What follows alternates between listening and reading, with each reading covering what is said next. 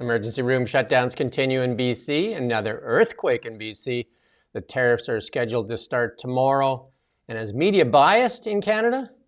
And Chrystia Freeland was on Bill Maher. And Mark Carney responds to that lie accusation. All that and much more on The Really Big Show. With me, Ian Burns in Ottawa. Beautiful sunny day here in the Okanagan. You can see on our backdrop our live shot, traffic flowing well and beautiful blue sky. How is it looking in Ottawa, Ian?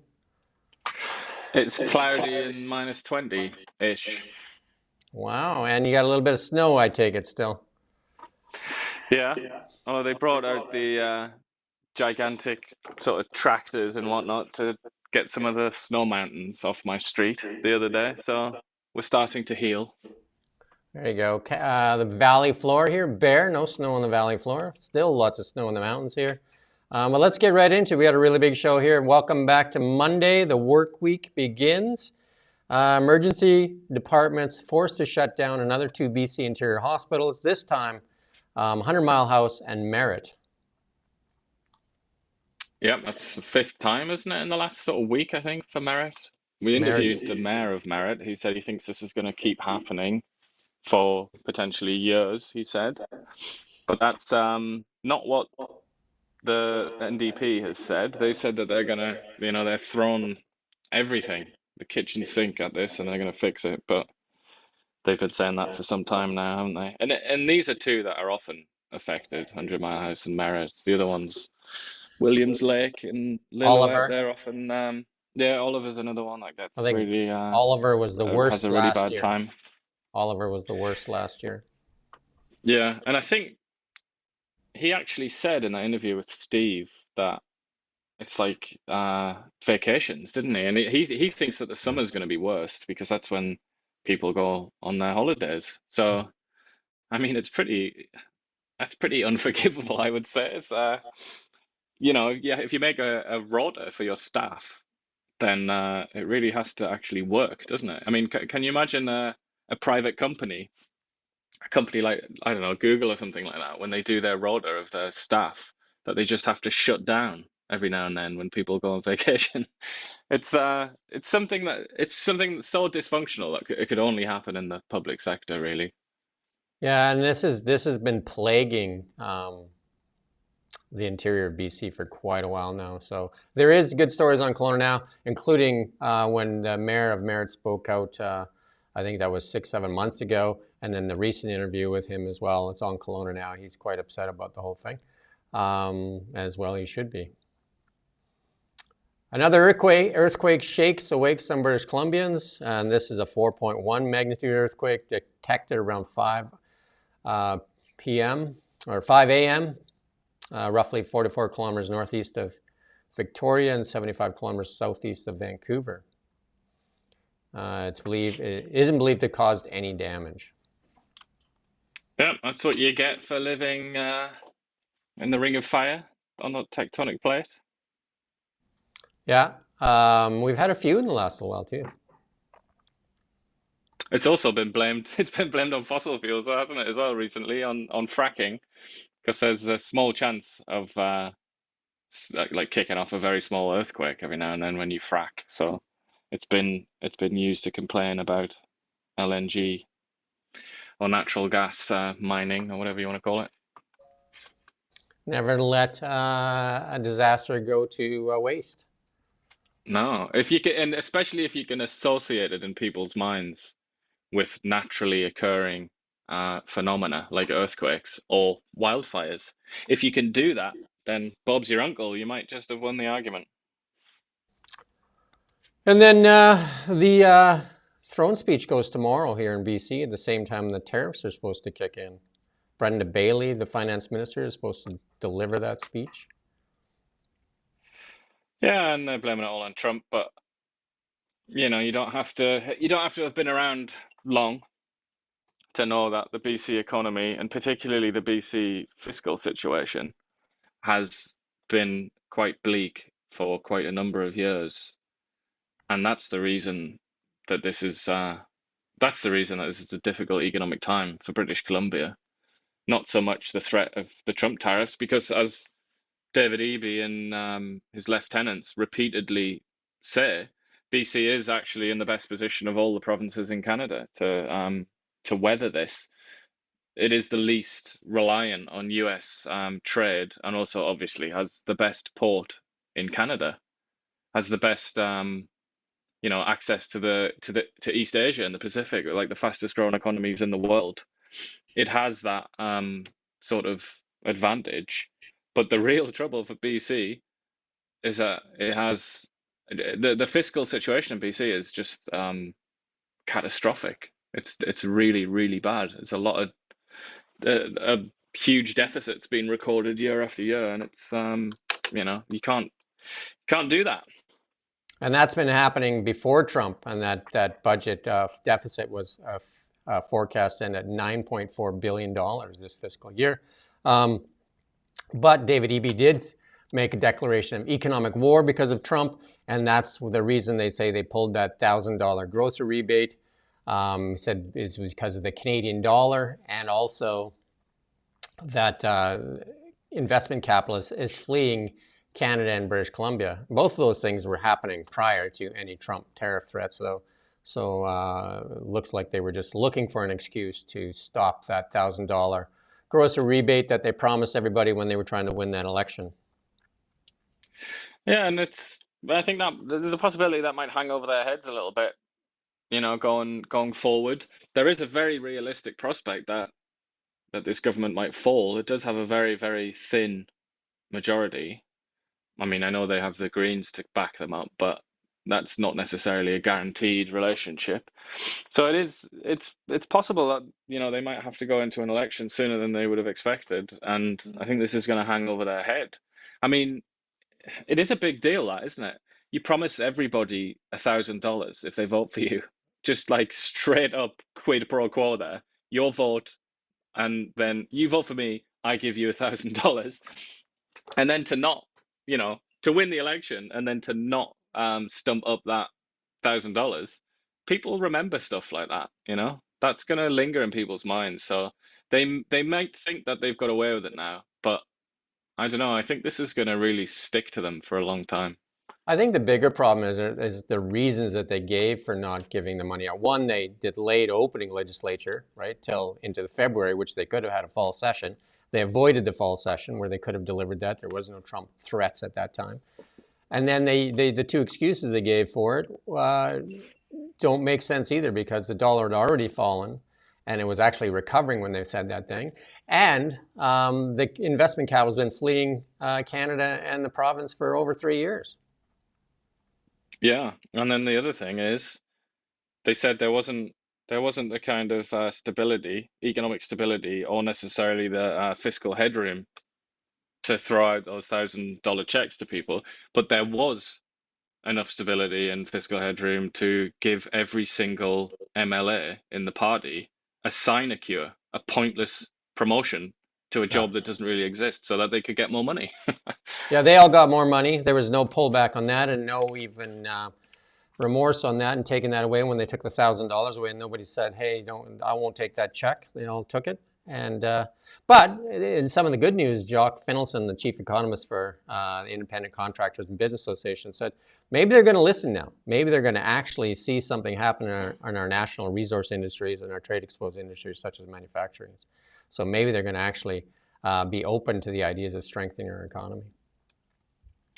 Yeah, well, maybe. Let's hope so. But like, a lot of people are making this sort of noise, aren't they? Across Canada and also in Europe. There's a lot of noise specifically about manufacturing and obviously defense as well. But where's the evidence? It's one thing to say you're going to do something, but it's another thing to actually do it. And we still haven't seen that happen. So let's wait and see. And this next story is a story from Blacklocks. You can subscribe to Blacklocks. You go to Blacklocks, search them, and Holly Doan. And it says the public is alert to media bias. And that's from the CRTC researchers. The public said media typically do a poor job of reporting on different political views. And you say that all the time, that our national media definitely has a bias leaning towards the Liberals. 100%, or just progressivism in general, not necessarily, progressive ideas in general are given They're almost treated as the default. I think that's a way to look at it, because the people that write the news, the journalists, have almost an embarrassingly homogenous set of political views. They all basically believe the same things. They all went to university together. They all have very similar life experiences. You know, there aren't very, put it this way, there aren't very many journalists who grew up in like northwestern Alberta and worked in some kind of natural resources sector for like 15 years and then became a journalist. That just doesn't really happen. You might be able to find a few exceptions, but they're kids from middle class families who grew up in the suburbs, went to university to do a humanities degree, and when they did that degree, they were taught by professors who are all left wing and progressive, and they were taught lots of left wing progressive ideas, and then they became journalists, and now they write the news. I can't believe, I mean, you can't be surprised that they're all basically progressives. And that is just that's the prism through which they see the world. And that's why it's all, you know, biased, basically.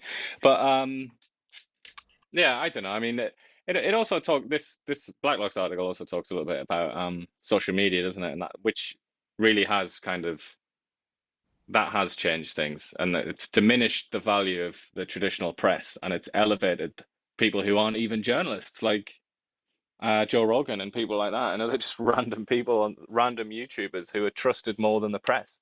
So there's been a consequence to that kind of And we saw that big consensus of time. view. We saw that big time during the U.S. election. We're even seeing it here when we're going to talk about it later, where Chrystia Freeland goes on shows like Bill Maher and Mark Carney goes on with Jon Stewart. So they're all reaching out to these different bigger outlets. Jordan Peterson did that interview with Pierre Poilievre. So people are turning towards other sources of media, and a lot of it has to do with their discontent with the way that media is pushing certain narratives sometimes. Yeah, but also like the likes of Chrystia Freeland. In some ways, it's like, why does she even need to go on a CBC?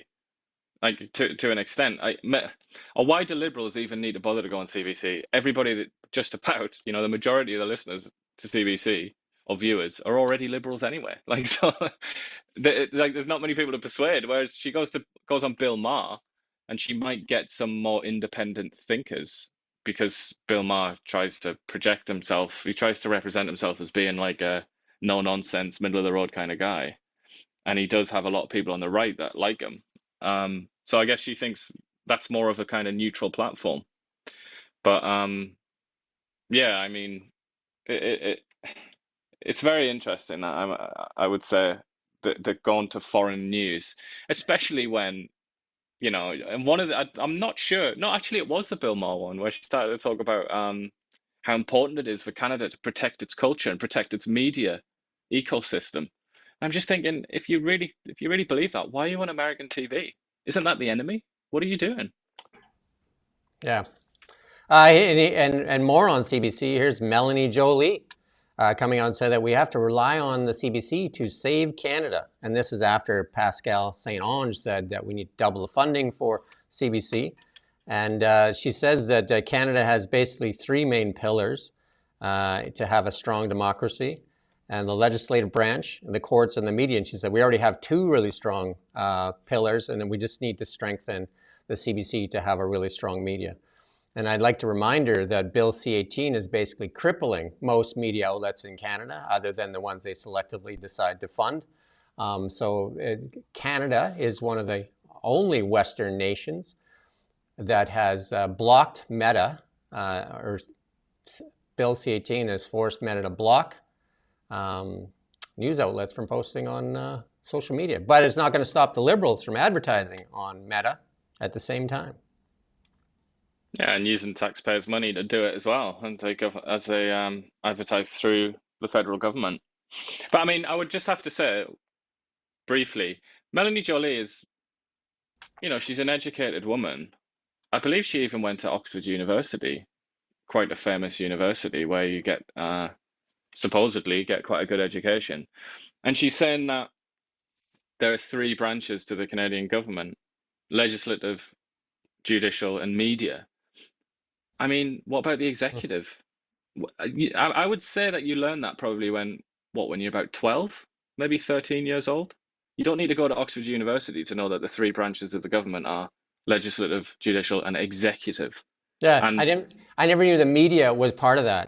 Do you know what I mean? The media it, should be holding power it accountable, not I being mean, part of it's actually government. quite an astonishing misunderstanding on her part. She's a minister of, what is she a minister of? The Crown. What's the Crown? That's the executive. I think maybe, just like me, she should sit down and do the citizenship test, because you have to learn all about this. There are people from, Somalia and Iran and Russia and all around the world who come to Canada and they have to do the citizenship test. They would be able to educate this minister of the Crown about what the real nature of the Canadian government is. I just think, things like this. How can you look at people like this with respect when they make such stupid mistakes as this? It's a struggle. It's a real struggle to get through these stories sometimes when they say things they're stupid. And I would ask people to pull the stock chart up of Chorus, which is global, Post Media, Glacier Media, and a bunch of others. And then the stories that we've done on it. 400 outlets have closed during the last little bit here, like 10, 15 years. And Bill C-18 has crippled traffic on most media outlets. And the ones that get funded by the government don't really care about that. But the ones that rely on that traffic definitely care. And we're going to lose 3 more here in British Columbia here in May. They've said they're going to close both online and their publications. And then, the thing that's tough to swallow is how they say that like supporting a strong media is important. They should just say the truth. Supporting CBC as the only voice in Canada is what they're really after. And then when she says that it's part of government, maybe she's saying the truth there in her mind.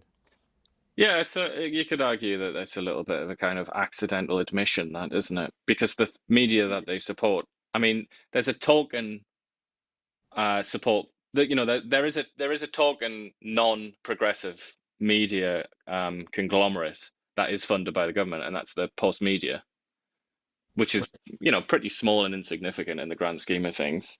I know they're And quite all, popular and they do quite well for themselves in their own way, but they're not really a significant presence in the Canadian media landscape, are they? But other than them, it's all progressive outlets, and it's even when you look at things like the Local Journalism Initiative. That's not many people know about the Local Journalism Initiative, but that's another sort of funding scheme for the media, and I check that every day. I look through it, being the editor of our platform. I look through it to see if there's anything interesting on there, and I would say 95% of the stories are left-wing, progressive, liberal, left. Some of them even to the extent that they talk about things like climate change, and I would say that they would make Greta Thunberg blush. Some of those stories. That's what's being funded by the Canadian taxpayer. So I suppose in that sense, yeah, that's kind of rightly, maybe she's correct in that sense, Jolie, to perceive that as a branch of the Canadian government, because they certainly prop up the Liberal Party and the ideas of the Liberal Party, and also the NDP.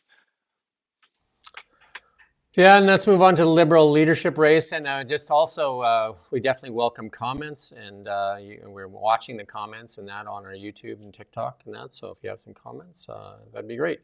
In the Liberal leadership race here, Chrystia Freeland went on Bill Maher. We're going to listen to this clip here. So Justin Trudeau, who's on his way out, used to be very popular. I mean, he still has his fans, 3. And they may be asking, why did you turn on him? Because, you were part of his government. What was it? And also, what would you do differently? And if you watch the election here, don't ever say, nothing comes to mind. That's the bad answer to that one. What would you do differently? Well, with the Prime Minister, I think every politician has their sell-by date, and that's part of what happened. But I think the other thing that happened is my party, we're actually called the Liberal Party, and I am an old school Liberal. And Liberals in Canada win when we are focused on people and on what they need in their lives.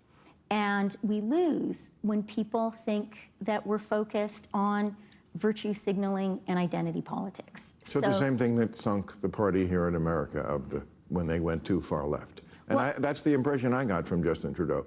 Why did he go and become one of those elitist type of scolds who looked like he was just overbearing, that sort of left-wing overbearingness? I think Christie forgets that she was a deputy prime minister while all this was going on. I mean, it is a little bit wearisome, isn't it, to hear somebody speak like that when you've been following her career for the last 10 years and you know who she is and what she stands for and the policies that she supported. I mean, she can get away with that with an ignorant American and an audience full of ignorant Americans that don't know about Canada and don't care about Canada.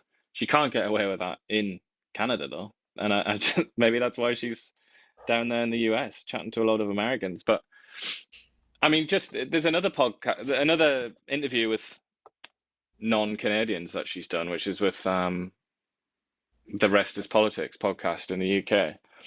And when she was on there, she was made a similar sort of point. But in that same interview, she just said there about we lose when we talk about identity politics. In that same interview, she started talking about how great women are and how, like, the leader of Denmark is a strong woman and I'm going to be a strong woman. It's like, that's just identity politics too. She's kind of like talking out both sides of her mouth.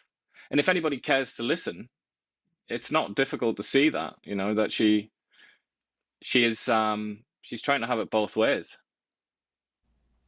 Yeah, the other thing is, like, she was the one during her tenure as deputy prime minister and finance minister scolding Canadians and even telling them that, when they complained about the economy, that it was just a vibe and that, like, maybe Canadians should she said a couple of things. She said that Canadians should just review their credit card statements and cut Disney and that'll help them.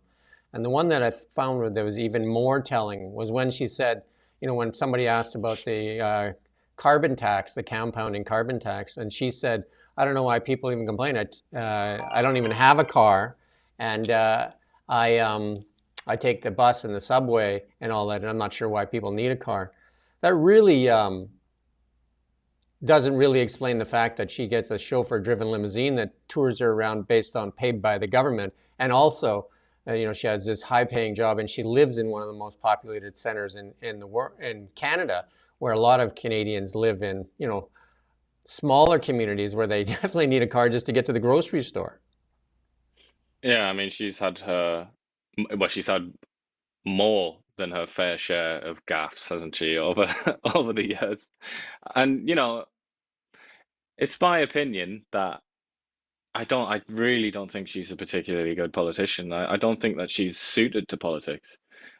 And she's just not a natural. I mean, just this morning she was walking around in Hamilton, like, sort of industrial center in Ontario, with a load of men in like hard hats, and she just looked ridiculous. I'm sorry to say, she just looked so absurd, and she can't really speak a sentence in a political context without bluffing her lines a bit, I think.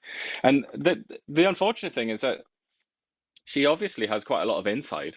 I feel like she probably would have been a much better, like, civil servant or something, because she has, she speaks several languages. She's lived in Moscow. She knows an awful lot about she knows a lot about a lot. She's from a farming family in northern Alberta, so she knows about agriculture. She knows about the history of Russia. She speaks Russian, speaks Ukrainian. She obviously has a lot of assets. But with Christy Freeland, I almost feel like she's wasting her time in politics, to be honest. It's not, I don't think it's for her. I know that's kind of funny when she's been an MP for so long and a finance minister, but I just don't think it's for her. If you watch that clip and the next clip here, it basically says that she must be saying she was bullied because, she did have the responsibility as deputy prime minister and had a voice that was responsible to Canadians, but she's saying that she didn't agree with this stuff. She was just along for the ride, if that's what she's saying. Because the main platform of the Liberals for the past 10 years has been about climate change and all the policies that are kind of built around it. Let's listen to this next clip here.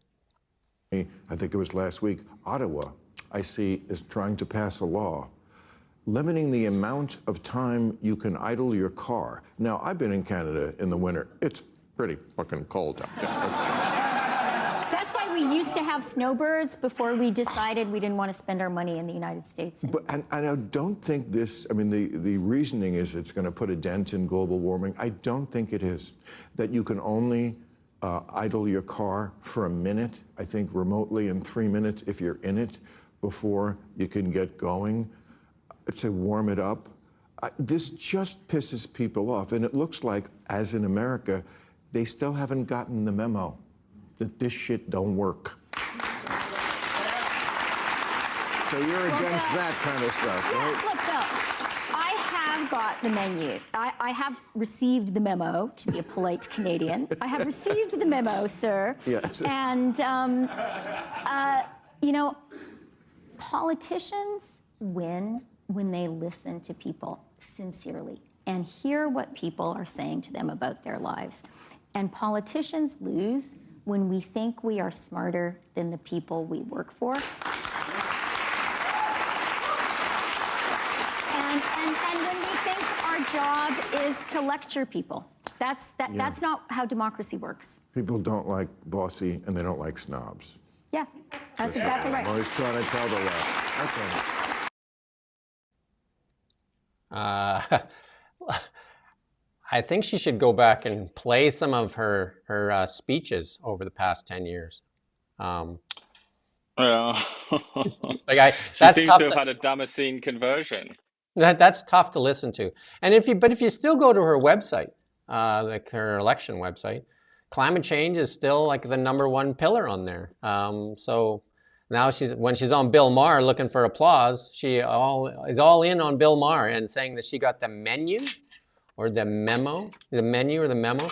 It's about chasing applause is what it's really about for Justin Trudeau and Chrystia Freeland, right? Whatever it takes to, like she's now listening to Canadians. Where were you listening for the past 10 years? Well, I mean, you have to bear in mind that the government that she was a central part of for the last, best part of a decade was famous for being particularly rigid. That's why Justin Trudeau is about to step down as prime minister in the next few days, because it was so rigid and it refused to back down on, most obviously the carbon tax, but that's just the beginning. Bill C-18 is another one where they obviously lost. They decided to declare war on one of the biggest companies in the world, most obviously the carbon tax, but that's. Are we in business there? What was that? I could hear myself. It's kind of somehow looped over yourself there. Wow, maybe I'm like doing one of those live shows, and I've got one of those pedals, loop pedal. Chrystia Freeland's hearing when you're talking about her, and she's just pressed the pause button on you. Yeah, well, she listens. Right? She's been a listener for a while, hasn't she? She's probably our most loyal listener, actually. But yeah, I can't even remember what I was saying because of that interjection. So I'll let you take over the reins. Let's just move on to the Mark Carney. They've been accused now of his organizers of shielding Mark Carney from the media or just having certain media cover him. Right? They send out invitations, and you have to RSVP back to get location details. We've seen the same thing here when Justin Trudeau came here too. They wouldn't give us the location of where Justin Trudeau was. We had to find out from a city councillor, and then they told us where it was so that we could actually get there so we could ask a question. And we asked the question on Bill C-18. Carney, just like Justin Trudeau, wants to control access of the media to him and make sure that he only gets friendly media, I take it? It's one of those interesting kind of paradoxes of modern Canadian politics, is that Pierre Poilievre and the Conservatives, but particularly Pierre Poilievre, has this reputation for being like anti-press and like really aggressive and almost Trump-like in his sort of contempt for the press. And yet his press conferences are a lot more open than anything that the Liberals put on. The Liberals guard their press conferences like she lions guarding her cubs. They're very, very defensive, and there's been a lot of instances where they've kicked out people like, from Rebel. Western Obviously Standard. they Yeah. are, Yeah. yeah, His Western first press Standard. I conference, he mean, kicked out 3 journalists. yeah, this has been happening for a long time, and the thing is, Pierre Poilievre, whatever else you might say about him, is not afraid of the press. He does answer questions from the CBC, which is, we might as well speak plainly, an enemy of his. He looks at them as an enemy, and yet he lets them come to his press conferences and he lets them ask questions. Whereas the Liberals, they have enemies like the Western Standard and so on, but they don't let them ask questions. They don't even look at them as journalists. Whereas, Pierre Poilievre has massive amounts of contempt for the Canadian press and for the CBC and so on. But he's never said, "You're not journalists, get out of here." And he's never once refused to give them the address at which he's speaking and so on. That's something that the Liberals do. But it's one of these weird paradoxes, isn't it? Where it's kind of like, I've said that, we're on the inside and we know this. We do this for a living. We know all about this. It's obvious, and most journalists would probably agree with us, I would say. And yet, when you look to the public, the perception that the Conservatives are anti-media has stuck, I think, and that the Liberals are like, we protect freedom of inquiry and we protect the free press. It's actually not really like that. It's just about the other way around, actually. Yeah. And if you look to the United States, it's the same thing there. It's the same playbook, the Democrats and the Liberals. I mean, during the press conferences or during the Biden administration, hardly ever was Joe Biden answering questions or given access, and rarely ever went to the podium. The thing about Trump and his narcissism is that he goes to the podium 3-4 times a day, but he doesn't block out any press. He actually allows more press in. And it's the same thing here in Canada. Pierre Poilievre still allows the questions and answers questions, whereas we've seen with Justin Trudeau, and we were told once when he came here that we were allowed in the room and we're allowed to only take photos, not to dare ask a question. We'd never be allowed back in. And the second time that he was here, how many times did you reach out to get the address? 6, 7 times, phone calls, emails? It was 7, yeah, if you include phone calls, probably, yeah.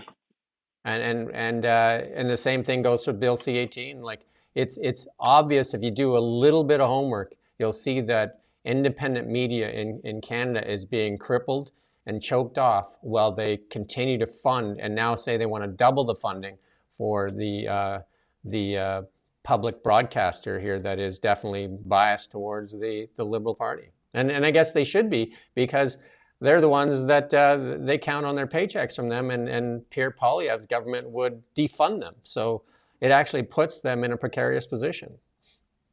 Yeah, indeed. But I mean, I would say the Liberals are guilty of they're guilty of saying one thing and doing another. Basically, is what I would accuse them of. But I would say the Conservatives as well aren't exactly model citizens in this regard either. Like I do wonder at the wisdom of Pierre Poilievre's attacks on the media. I mean, there's a calmer and more polite way to express your frustrations about the media, I think. But that's neither here nor there. But it's he speaks, he talks the talk, Poilievre, and he does it quite crudely and aggressively insults members of the media at his press conferences. But the point, I suppose, that should be made is at least they're there, they're in the room, and they're asking him a question. But the same is not true for the Liberals, because they don't even let them in the room. Yeah, and I guess there's a comment here. One of the things that is a truth, though, is government should not be deciding who is and who is not media. That in itself is a problem. Yeah, it's and as Holly Dawn, the sort of head honcho at Blacklocks, as she said, I mean, how is some ludicrous little pipsqueak in the CRA or something like that, like some civil servant, how in God's name are they in a position to even think that they can decide whether somebody like Holly Dawn is a journalist or not? Holly Dawn, who's been working in the press for about 30 years, who on earth do they think they are? And that was her. Like, she was just, that was the first time you interviewed her, wasn't it? Quite a while ago. You could see that she was just dripping with contempt at the very idea. So she didn't even, like, Blacklocks didn't even submit an application. They have nothing but contempt for those people. There's a hot mic out there right now that Holly Doan has on her X account there from the Bank of Canada that says we want to make sure that we don't let in the likes of Blacklock's reporters into these press conferences because we don't answer those questions. Yeah, and that's, I mean, I would be very interested in seeing an intelligent Liberal Party supporter defend that. Not just some, not just some clown on Twitter who writes garbage, but an actual, real, thoughtful Liberal Party supporter. I would really like to see them defend that because it's quite difficult to defend it. Like even if I try and think, as I sit here, try and put myself in their shoes, very, very hard one to defend. Well, we have to. The question that needs to be asked is what countries actually block media outlets and decide who is a media outlet and who isn't a media outlet. And you're going to find those countries are behind what you call, like communism or authoritarian governments. Those are the ones, like Russia, decides who's media, who isn't media. Free press in the United States is definitely, they don't block that. But here in Canada, we're deciding who is and who isn't by funding a select few and crippling the others with Bill C-18. Yeah, it's Banana Republic territory, and it's been that's been said, by commentators and people who are watching this, that it is kind of like a Banana Republic, isn't it? It's what you would expect from a Banana Republic. And then Mark Carney in that lie, that's like if this would have been the other way around, the CBC would not let up on this, and he's actually caught here trying to answer why the accusation. He answers to the accusation here, and let's going to play this here. Well, look, there's several elements to the transaction, Laura, and I should have been more precise in my answer. There's an overall move with a plan of arrangement, and the plan of arrangement is the agreement of all that, which is also true. It's complicated. The corporation and the company which happened after us was. I think the core, though, is what are we actually talking about? We're talking about the technical change to where the head office is. No difference to any employment. The technical change, no difference to any employment here in Canada. No difference to any of the operations here in Canada. And in fact, on net, what the technical change does is improves the access to capital. It makes it look like you're trying to distance yourself from moving a headquarters from Canada to the United States. Why would you? It's a technical, as I say, it's a technical change that enhances the liquidity. Brookfield is a great Canadian company. It's a great Canadian success story. If you look at the company still listed on Toronto, the employees all still here. I would say a number of the employees actually live here in Oakville, and having greater access to capital is a good thing for Canada, a good thing for Canadian growth. You've been accused of lying. Did you lie, sir? You said you should have been more precise. But there's multiple aspects. Okay, some of my sometimes I answer questions that go into details when I should keep it at a higher level. That's part of the problem with not being a politician.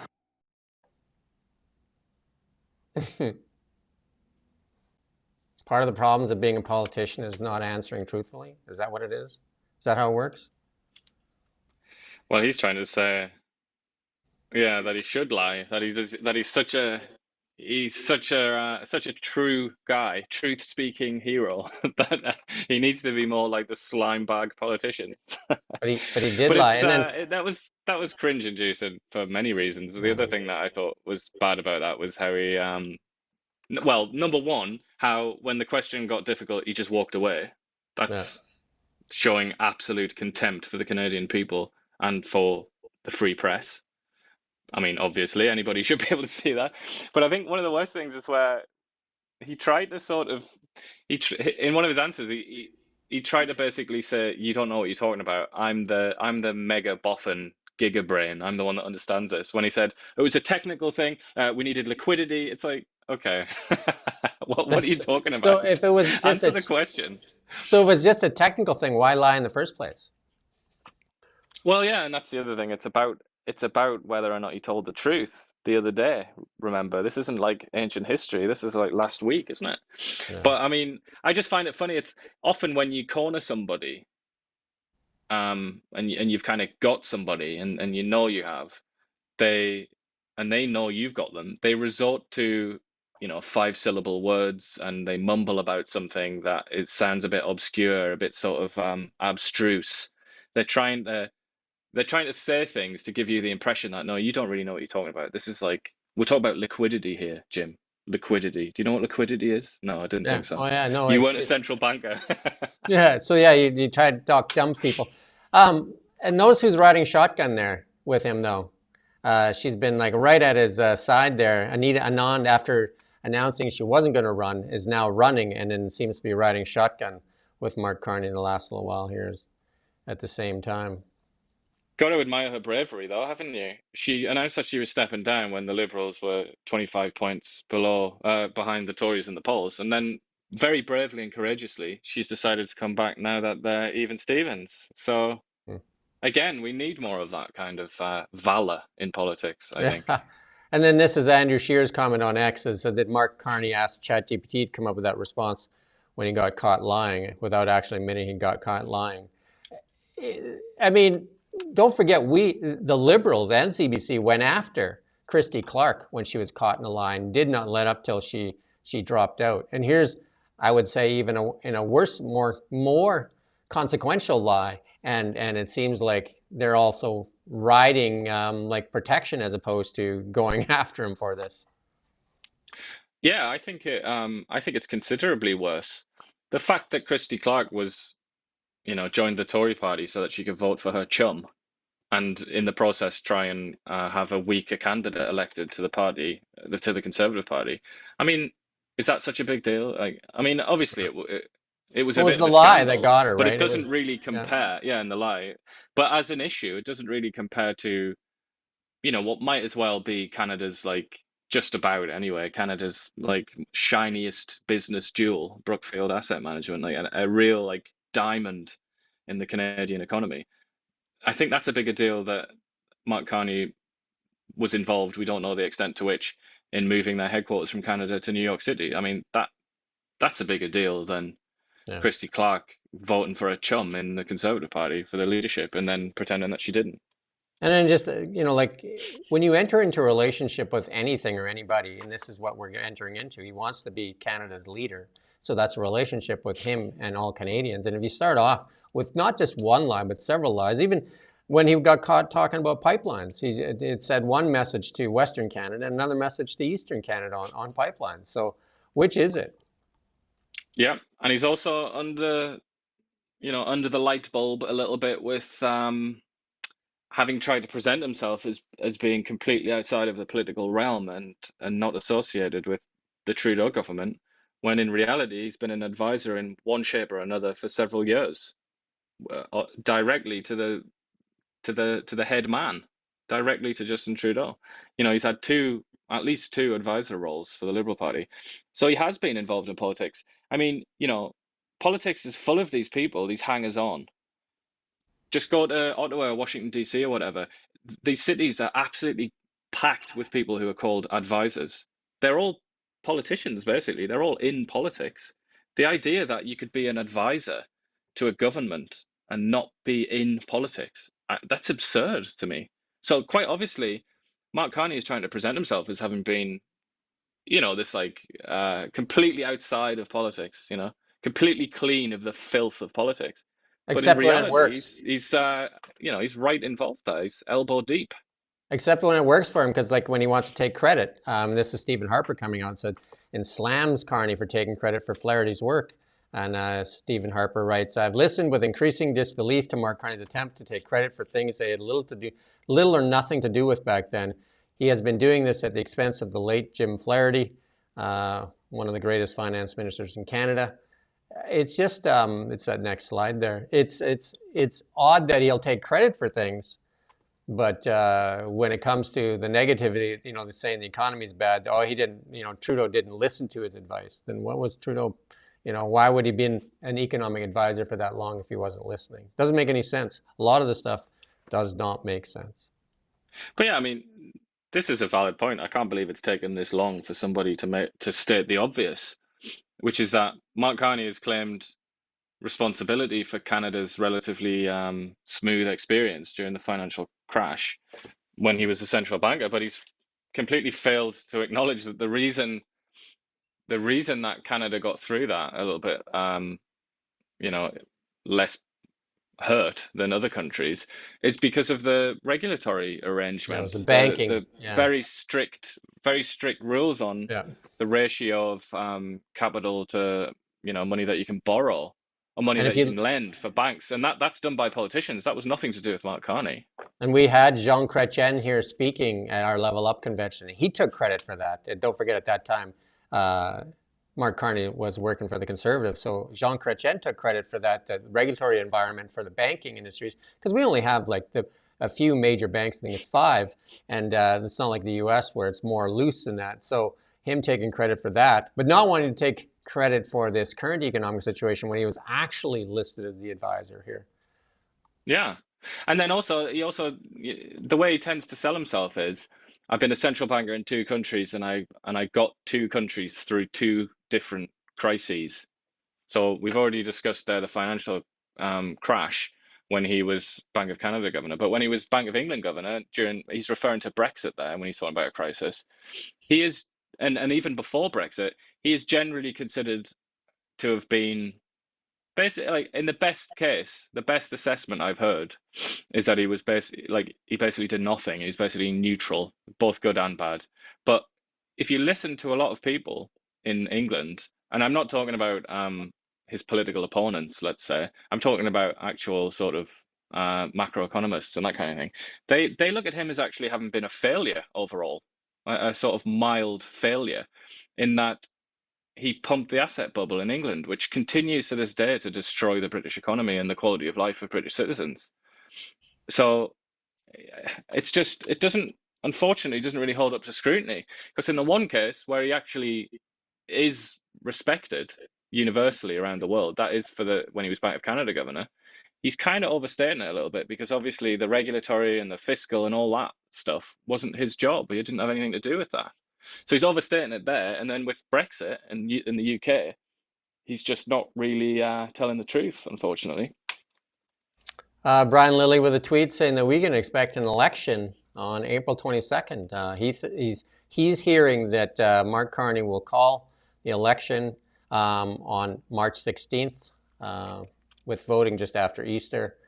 So, I mean, I think that seems to make sense. Mark Carney is riding high in the polls, and I think that's their opportunity. And I think he's going to want an election, because even if when he wins this Liberal leadership election that'll happen here on March 9th, there's not even a close second. It looks like he's going to easily win that.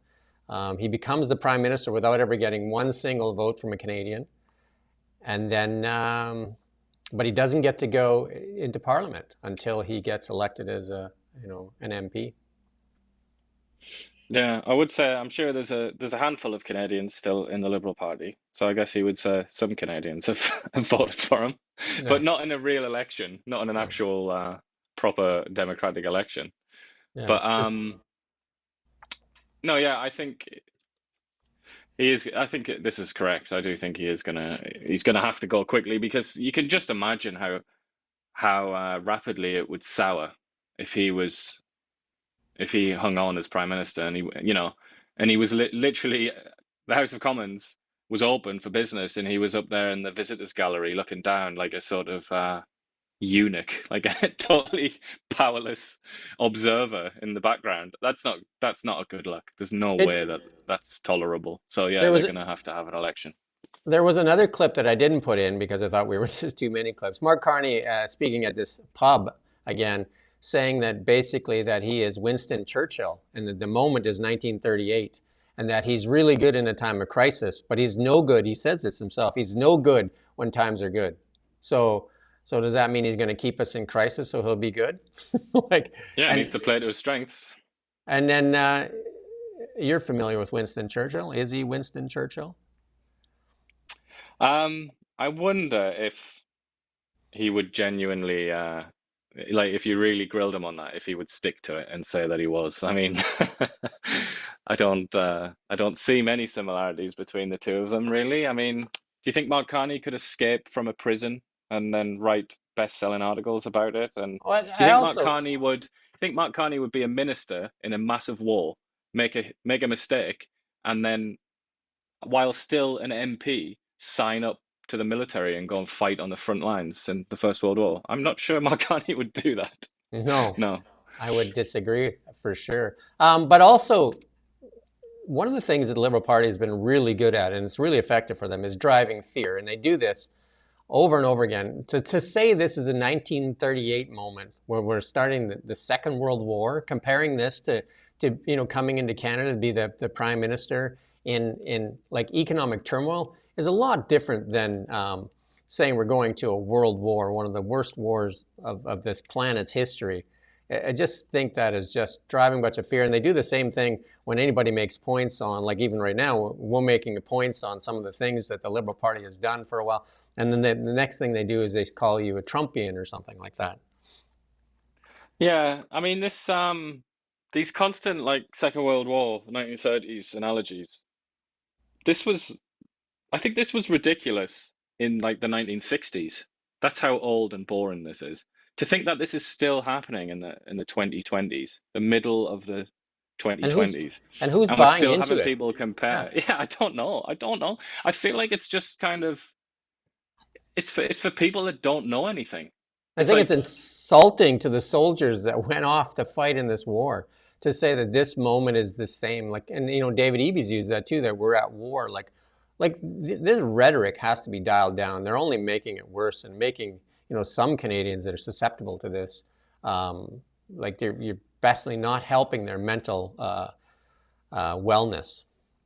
certainly not these 4-year-olds that Chrystia Freeland keeps talking to Yeah, about the US invading Canada. yeah, and then the U.S. is invading Canada, and she's speaking to a 4-year-old like this, and then talking about nuclear weapons, that Canada's got to get nuclear weapons. What is really the matter with the Liberal Party? These two candidates that are running and talking about tanks rolling into Canada and nuclear weapons, and this is a 1938 moment. This type of rhetoric should be called out. If we had a free and independent media that was not biased by government handouts, they would definitely not survive the test of that. Yeah, I think that's probably right. But with the World War II analogies, though, maybe that's an indictment of the sort of level of historical knowledge in the country, maybe, or at least what they think of as the level of what the politicians think the average Canadian has in terms of historical knowledge. Because this, even like, because they often they're saying that this is related somehow to Vladimir Putin. Putin's Hitler, Russia is Nazi Germany kind of thing. Like anybody that's even read like a brief introduction to sort of thing, one of those tiny thin little books about a historical event, they would know that that's nonsense. There really aren't any analogies there. There aren't very many comparisons at all to make.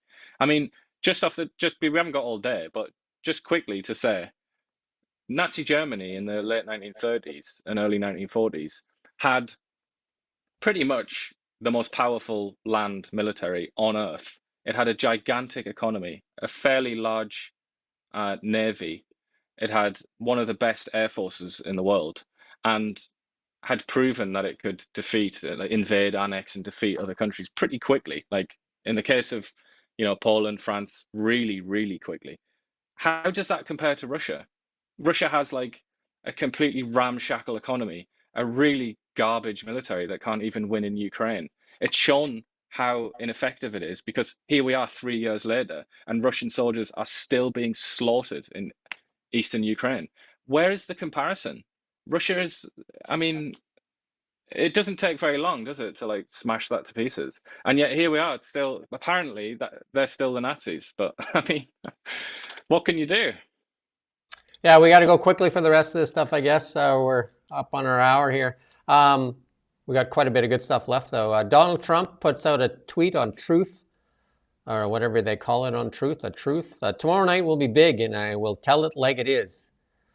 Brian Lilliput, I don't like the sound of this. So there's something going on. Who knows? Well, it's very ominous because tomorrow is the tariff deadline. Tariff So day too. that suggests that he's for real this time, doesn't it? And then more sadness in Germany there, another terror attack there where a car drives into a crowd in the German city of Mannheim. I've been to Mannheim. It's just, I mean, can you even remember the last sort of 10 of these? They're all the same. It just keeps Yeah. happening in Germany. It keeps happening. The same thing keeps happening again and again and again. It's this is an absolute like full-blown crisis. There's almost like a low-level war going on in Germany, but they don't really have any interest in acknowledging it as such. And Canada's rock star on his famous last tour, Justin Trudeau, heading home from London after visiting King Charles. And he was at the European Security Summit.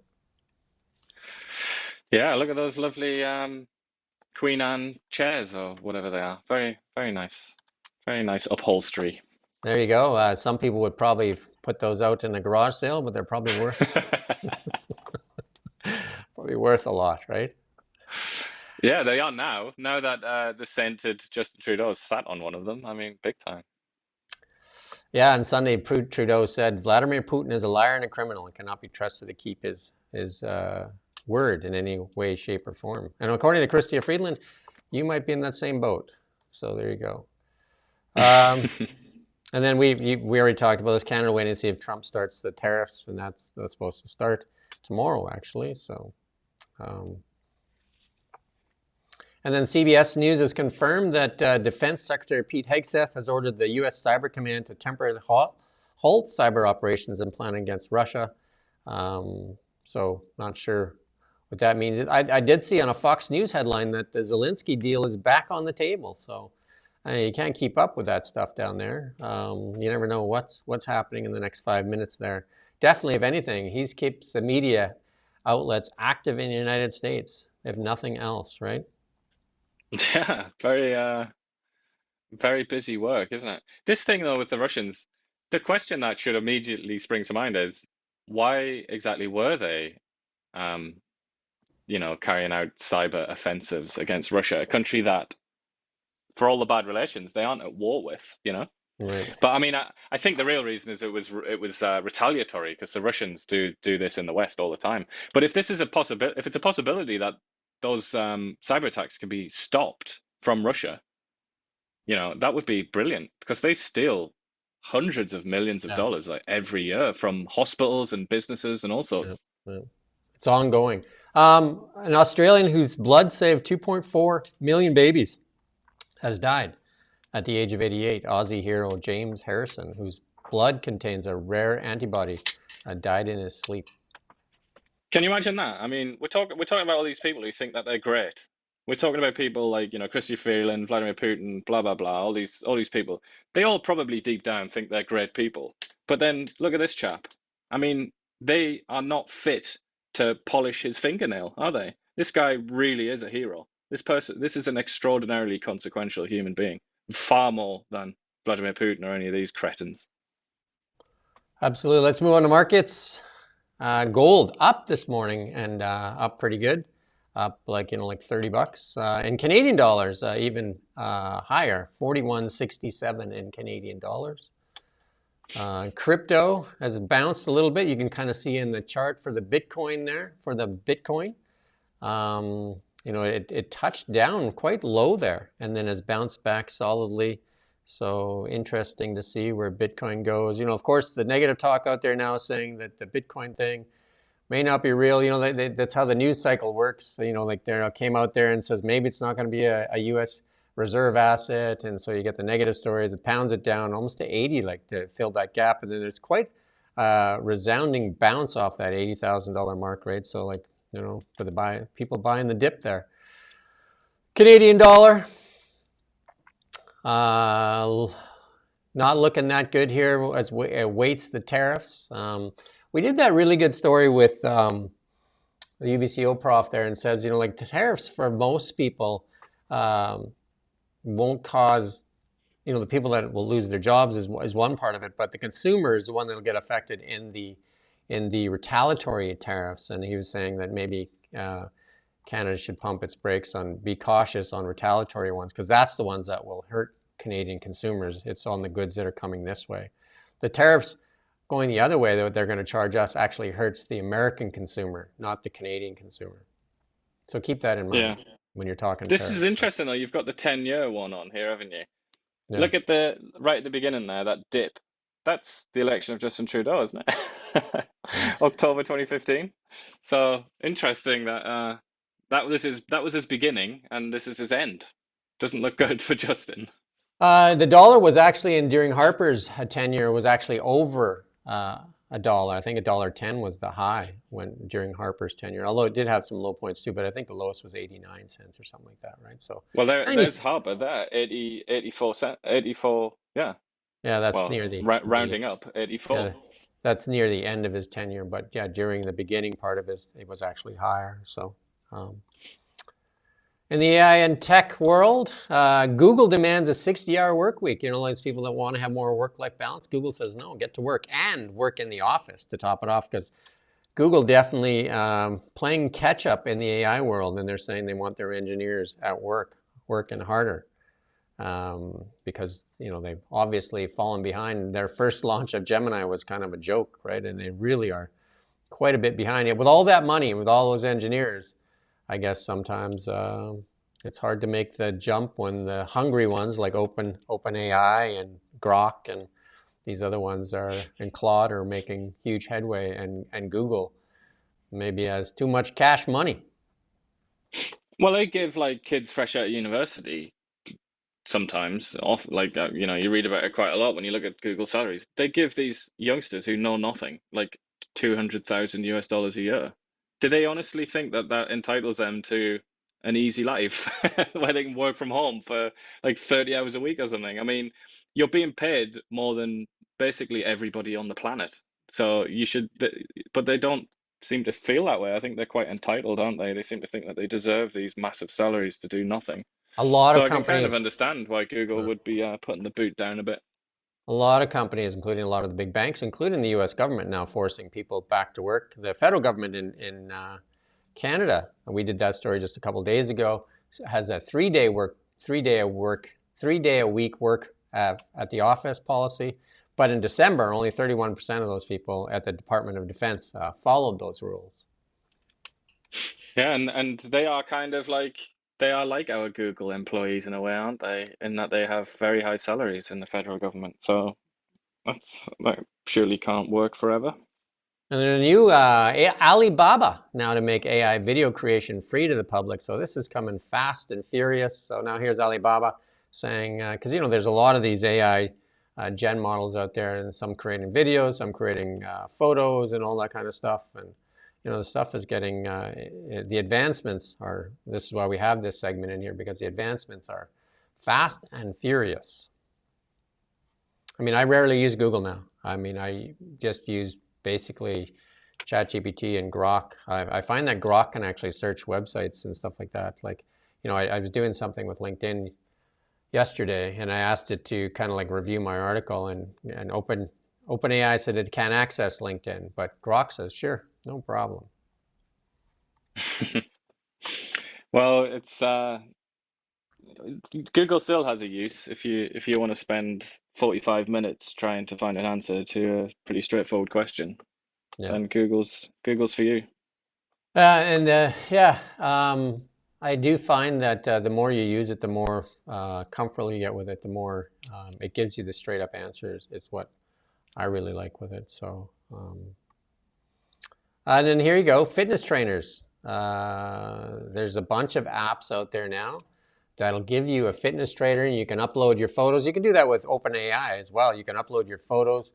You can track your progress with OpenAI. I do it myself. You can ask it to tell you your body fat percentage.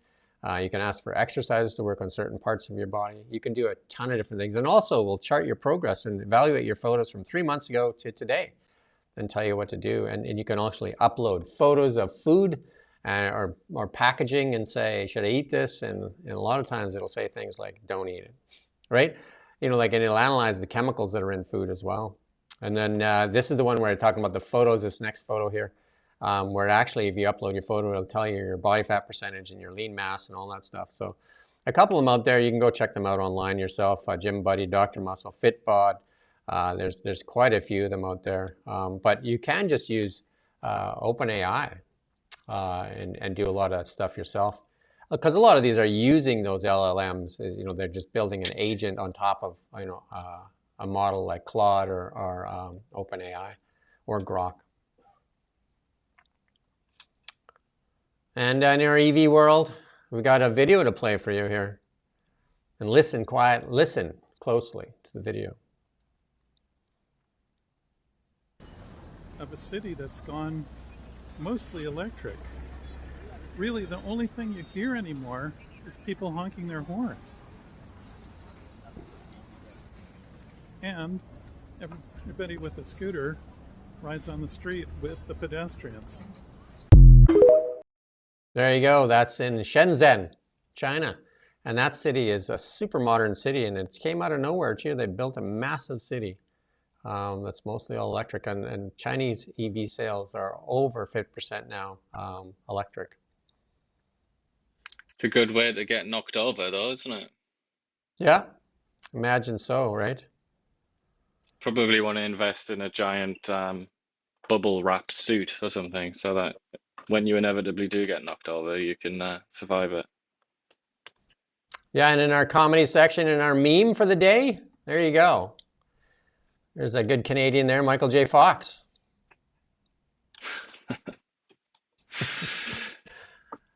We don't know whether or not he actually had one, do we? I mean, they're not 100% effective after all.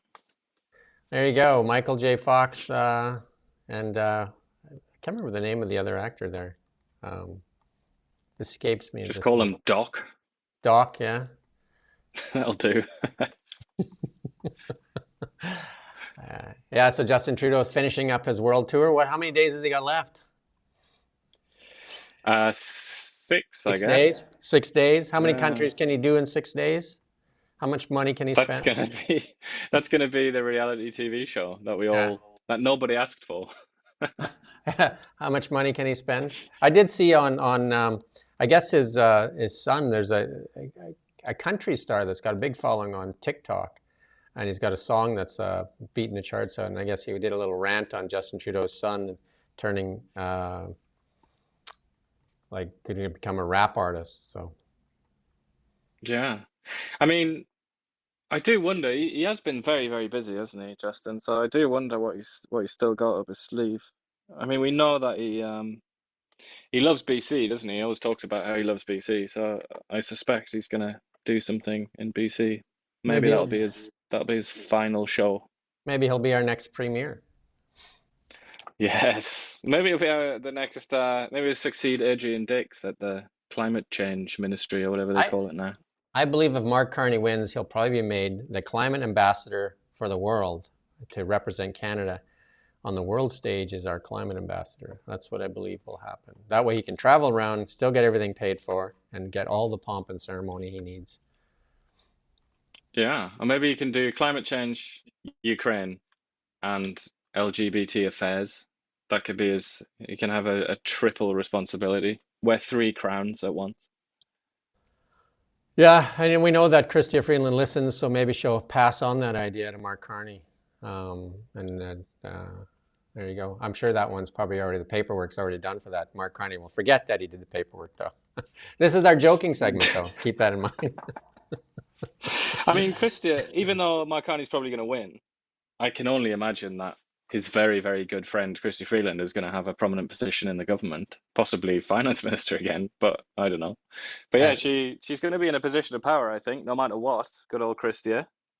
According to send us an email, Chrystia, if we're wrong, but I do think so. So she'll be able to veto Justin if he wants this glorious job. According to Karina Gold, the other candidate for the Liberal Party, says they need to keep the team together. So no matter who wins, they're all on Team Liberal. So there you go. So when you're voting, remember the last 10 years is the same group of people that are going to give you the next 4 years.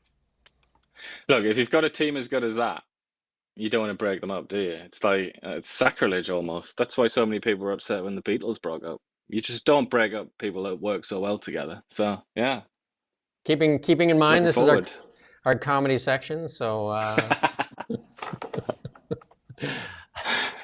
beautiful day in the Okanagan. There you go. If you see the live shot, traffic flowing and down Highway 97.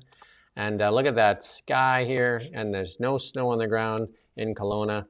And meanwhile, in Ottawa, you should get a picture for us so we can put it up that tomorrow. Let's do that from now on. We'll put up a picture of Ottawa and compare it to what's going on in Kelowna. How's that sound? Yeah, I mean, if you want to be depressed, you just take a picture. You walk outside and take a picture of the snowbank, send it in. yeah, all right. All right. We do thank you for watching Kelowna Now. We ask you to subscribe to our YouTube channel, like and subscribe, because it definitely helps us. We did a really good story the other day on supporting Canadian businesses. It's done really well. It's got over 150,000 views. We're going to do another one today on the tariff stuff. So please subscribe to our YouTube channel. We're also on TikTok. We're also on X. And we do have an alternative Facebook and Instagram page until they find it and shut that off too. But we also have a newsletter that goes out 365 days a year before 7 a.m. You can sign up for that too. And also visit the website on an ongoing basis. Canada's one of the few independent local media outlets left in Canada that is being, gets zero funding from the government and is being crippled and hobbled by Bill C-18. So there you go. We do thank you. We fight on. We fight on another day. We do thank you for watching Kelowna Now. We don't just report the news. We live here too.